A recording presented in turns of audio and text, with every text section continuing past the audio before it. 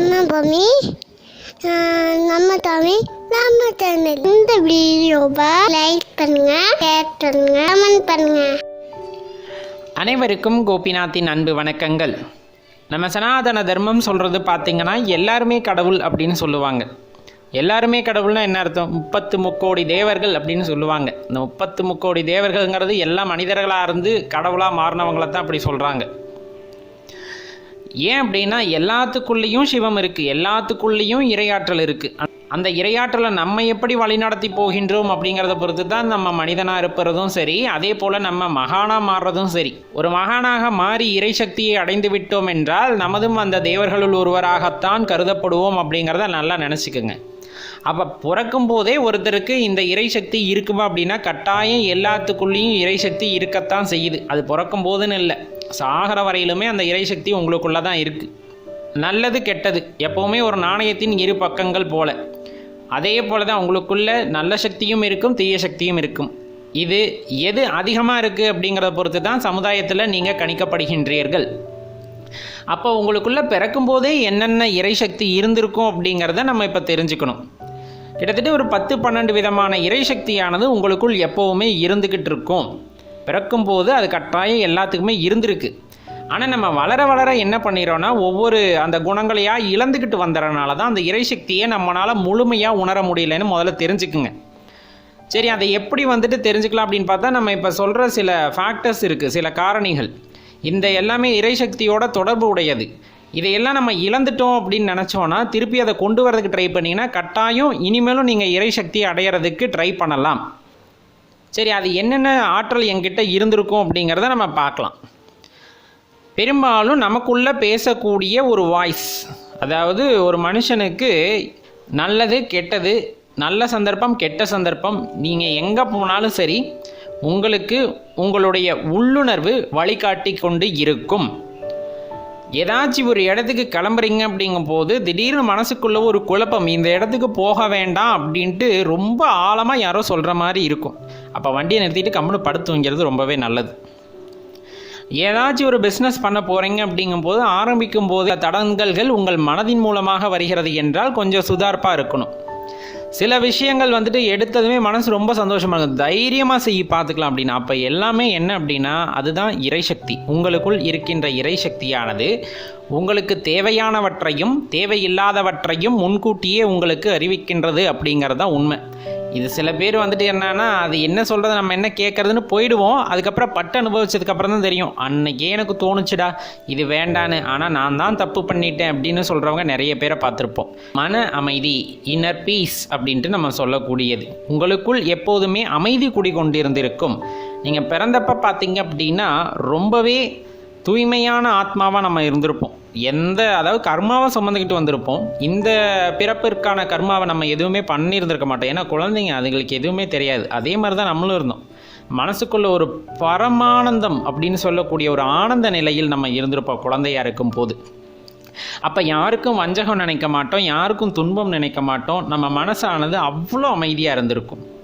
சரி, இது வளர வளர என்ன இருக்கும் அப்படின்னு பார்த்தா நம்ம சமுதாயத்தில் வளர வளர சில நல்ல பழக்கம் கெட்ட பழக்கம் எல்லாத்தையும் கற்றுக்கிட்டு நம்ம மனசை அமைதி இல்லாமல் பண்ணிட்டோம். இன்றைக்கி ஒரு 5 வயசுக்கு மேலே எந்த குழந்தைக்குமே மனசில் அமைதி இருக்கிறதில்ல. ஏன்னா எல்லாம் பொருளின் மீது பற்று அப்படிங்கிறது ஒன்று வந்துடுது. அப்படிங்கும் போது அந்த அமைதியவே இழந்துடுறோம். சரி, இதை எப்படி திருப்பி கொண்டு வர்றது? கண்டிப்பாக தியானம் பண்ணுறதால மட்டும்தான் உங்கள் மனசுக்கு திரும்பியும் அமைதியாக கொண்டு வர முடியும். அது முறையான பயிற்சியாக இருக்கும்போது ரொம்பவே நல்லா இருக்கும் அப்படிங்கிறத நல்லா நினச்சிக்கோங்க. அதே மாதிரி உங்கள் மனசுக்கு ஏதாச்சும் ஒரு இடம் பிடித்திருக்கு, அங்கே போனால் எனக்கு மனதுக்கு அமைதி கிடைக்கும், அதாவது ஒரு கொல்லிமலைக்கு போனாலோ இல்லை சதுரகிரிக்கு போனாலோ அல்லது கொடைக்கானலுக்கு போனால் ஊட்டிக்கு போனால் இப்படி எல்லாத்துக்குள்ளேயும் ஒரு எண்ணமானது இருக்கும். இங்கே போனால் என் மனசு அமைதியாயிரும்னு தோணிச்சுன்னா கட்டாயம் அங்கே போயிட்டு வந்துடுங்க. அப்போ தான் உங்கள் மனசு ரொம்பவே அமைதியாக இருக்கும். அப்படி அமைதியான மனது இருக்குது அப்படிங்கும்போது ரொம்பவே சந்தோஷமான ஆளாக நீங்கள் இருப்பீங்க. அதில் எந்த மாற்று கருத்துமே இல்லை.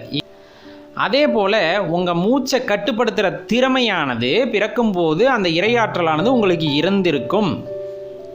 மூச்சை கட்டுப்படுத்துறது எதுக்கு கட்டுப்படுத்துறது? முதல்ல நம்ம பெரும்பாலும் தியானம் சொல்லித்தரவங்களும் யோகா சொல்லித்தரவங்களும் அந்த மூச்சு பயிற்சியை சொல்லித் தருவாங்க.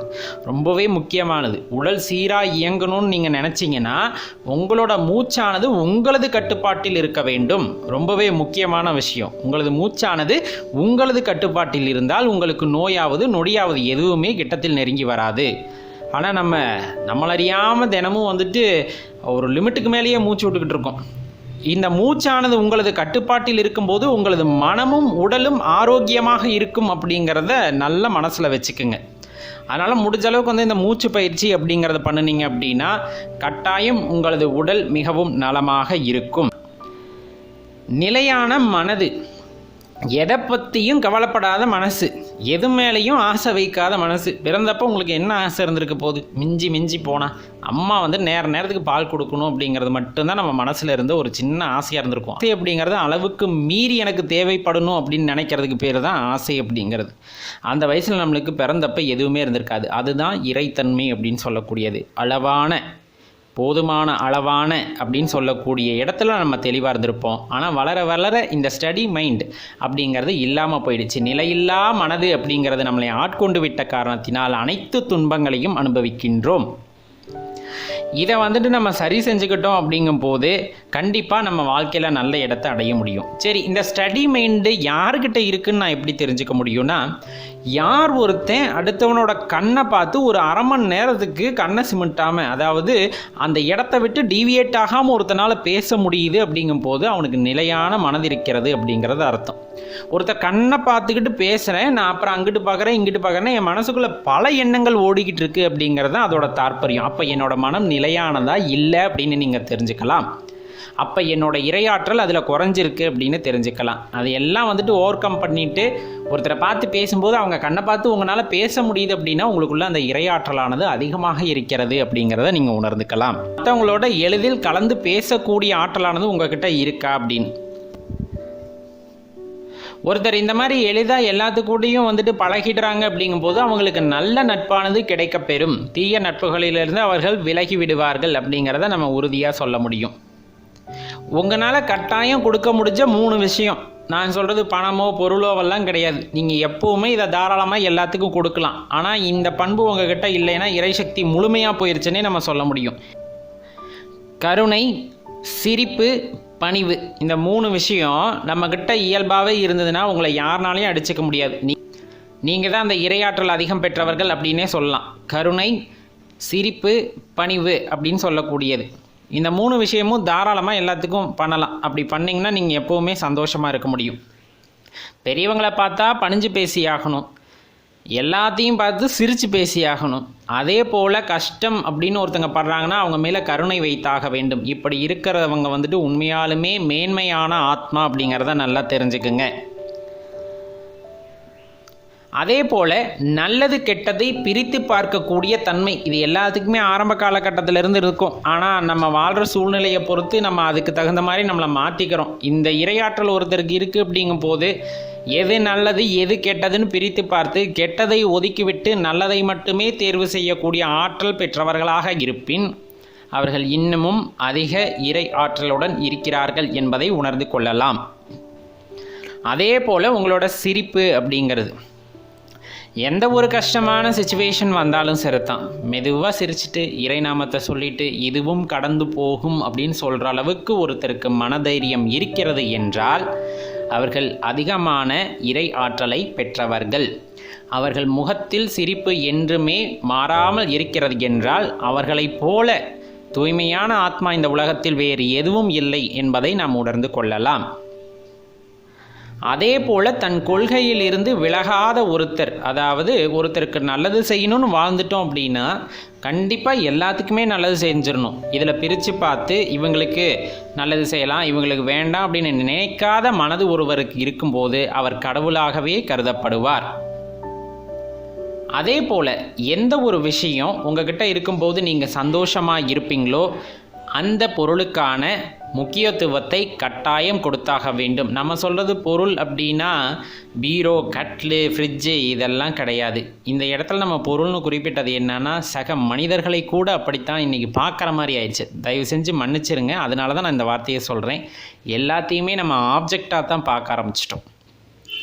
அந்த ஆப்ஜெக்ட் இருந்தால் தான் நான் சந்தோஷமாவேன் அப்படிங்கிற அளவுக்கு ஆயிடுச்சு. என் கையில் ஒரு வாட்ச் இருக்குது, அந்த வாட்ச் இப்போ இல்லைன்னா நான் சந்தோஷமாக இல்லை அப்படிங்கிற மனநிலைக்கு நம்ம போயிட்டோம். அது கிடையவே கிடையாது. உண்மையாலுமே ரிலேஷன்ஷிப், என் கூட இருக்கக்கூடிய உறவுகள் என்னை நீங்காமல் இருக்கிறது என்றால் மட்டும்தான் நான் ஆனந்தமாக இருக்க முடியும். நான் இறை ஆற்றலுடன் இருக்கின்றேன் என்பது அர்த்தம். என்னை சுற்றி எப்பொழுதும் மனித கூட்டம் இருந்து கொண்டிருக்க வேண்டும். அந்த மனித கூட்டமானது என் மீது அளவற்ற அன்பு கொண்டிருக்க வேண்டும்.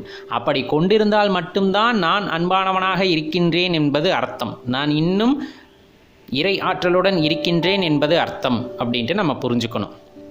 ஸோ இது எல்லாமே நம்ம பிறப்பிலிருந்தே நம்ம கூடிய இருக்கக்கூடிய இறையாற்றல். இதை நம்ம வளர்த்துக்கிட்டோமா இல்லை இழந்துட்டோமா அப்படிங்கிறத பொறுத்து தான் இன்றைக்கி நம்ம எப்படி இருக்கோம் அப்படிங்கிறத நம்ம தெரிஞ்சுக்க முடியும். அதனால் இந்த இறையாற்றல் உங்ககிட்ட அதிகமாக இருக்குது அப்படிங்கும் போது, இதில் இருக்கக்கூடிய பண்புகளை நீங்கள் இன்னும் தவறாமல் வச்சுக்கிட்டு இருக்கீங்க அப்படிங்கும் போது நீங்கள் ஒரு உன்னதமான ஆன்மா அப்படிங்கிறத நல்லா தெரிஞ்சுக்கலாம்.